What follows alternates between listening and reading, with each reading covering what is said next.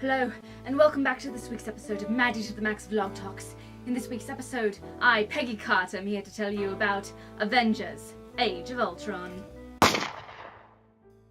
I warn you, this vlog will contain spoilers, so if you do not know your value as I know mine, then I highly recommend you leave now, because this vlog will contain spoilers, because I'm here to talk about how much I love this movie.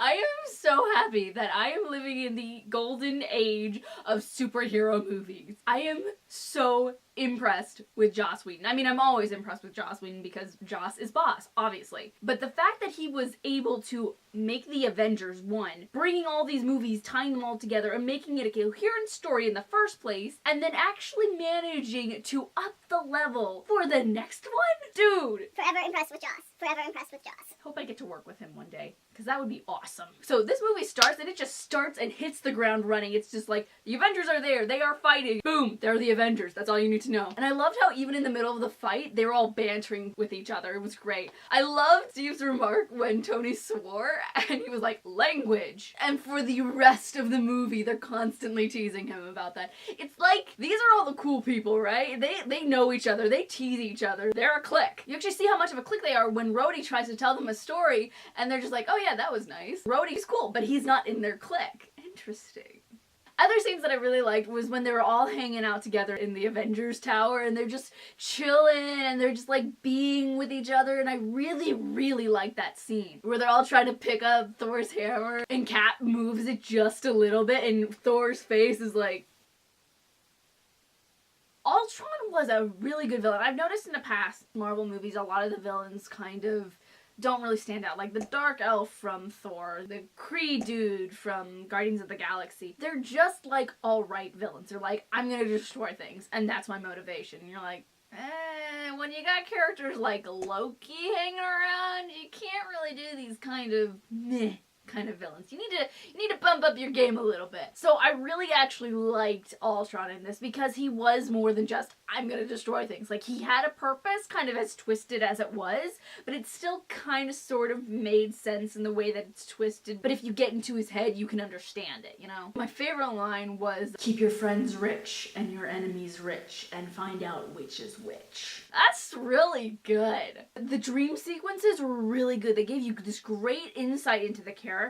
The Peggy and Steve dream sequence, it was like 2 seconds and my heart was just breaking into 1,000 itty bitty pieces with the name Joss written all over them. It was really like, oh, this is dark, this is twisted, who's gonna see what? And then suddenly, you get hit with feels. Okay, I loved Quicksilver and Scarlet Witch in this. I legit felt this Scarlet Witch. Like, she had the right amount of craziness, but also the right amount of power, the right amount of attachment to her brother. Like, I really felt the bond between them. These two are twins, that they have been through a lot together. I already gave a spoiler warning, but I'm just gonna reiterate here, this will contain spoilers. Okay, what I thought was very interesting was that from basically the beginning of the movie, you think that Hawkeye is gonna die. I mean, they set it up with him getting hurt at the beginning. You think that he's gonna do it when they introduce the family and he's looking at pictures of his family, and then when he goes back out to get the kid, you're like, oh no, Hawkeye's gonna die! Hawkeye's gonna die! They're gonna kill Hawkeye! I don't want them to kill Hawkeye! Please don't kill Hawkeye! And then they don't kill Hawkeye! They kill Quicksilver instead! The reaction that Wanda gives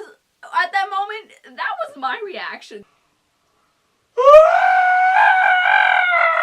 I didn't know that Vision was gonna be in this. So when Ultron was making his new body, I was like, wait, that guy, he kind of looks like... Is that gonna be Vision?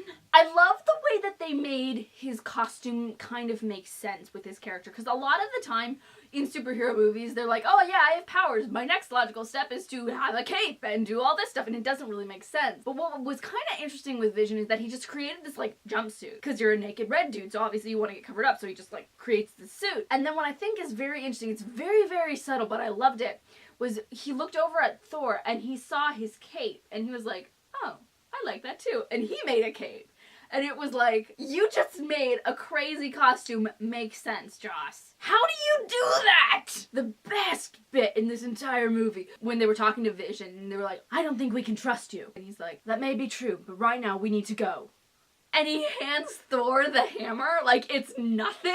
There's like 15 seconds where nobody says anything, which is so good because through that entire 15 seconds, the crowd was going ballistic. I'm surprised we didn't riot or something because the energy for that moment was unbelievable. That moment was so well laid out that you did not see it coming, and then when it happened, it was mind-blowingly perfect. Something though that I did notice is that they never actually say Vision's name, so you never know quite what to call him unless you know he's Vision. They were about to say it, but then something interrupted them, and it was like, non-nerds won't know what to call him unless they look him up on Google. Because there was so much in there, a lot of characters that we know from other things weren't in it because they weren't like as important to the plot. Like, Pepper wasn't in it, Jane wasn't in it, Loki wasn't in it. Apparently Loki actually did film a scene, but it ended up getting deleted because it didn't really add to the plot, and there's already so much that was going on. So I'm definitely looking forward to when that comes out on YouTube because it would probably be very good. It's my only real flaw with the movie, and it's just a personal thing, but I shipped Black Widow and Hawkeye,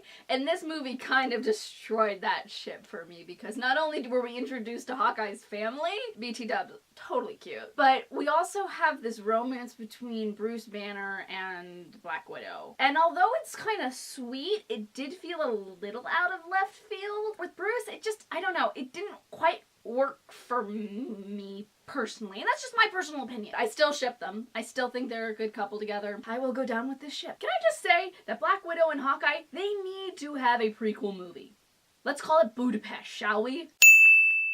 So I'm sad that Joss isn't going to be doing a third Avengers movie because he pulls them off so beautifully. But at the same time, I understand that he's really butting heads with a lot of the big execs at Marvel. So I am looking forward to seeing new original stuff from Joss. Because I really miss having a Joss story to look forward to each week. That's what I thought I was going to be getting with Agents of S.H.I.E.L.D., but it's not really. It's more his brother's project. It's Jed Whedon's project, so it doesn't really have the same kind of feel as Buffy or Angel or Firefly even. So I'm really excited to see what he does next, and I really hope it's a TV show so that I can look forward to seeing a new Joss Whedon script every week. I'm gonna love that. So those are all my thoughts on Avengers: Age of Ultron. Let me know what some of your favorite parts from this movie were in the comments below. Don't forget to subscribe, and from now until next time, don't you forget to keep smiling. And if you like this video, then click right here to see more. In this week's Furious Fast episode, I shall be discussing Furious 7. I sound like a surfer dude. I can't say the guitar.